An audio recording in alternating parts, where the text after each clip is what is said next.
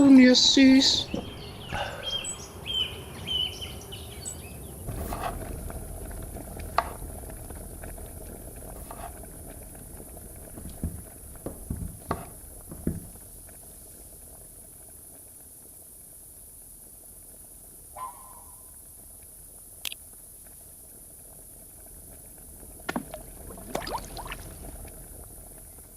Ek hoor om met jou gevang tos in die badkamer. Ek hoor jou tiete verdien meer as jou gesig. Ek het nie geweet jy hou van aardappel nie. Aardappel is lekker. Hoop jok. Ek jok nie. Het hulle self gepluk en alles. Jou gesig en woorde werk saam soos 'n spuitpoep in die middel van 'n kielie.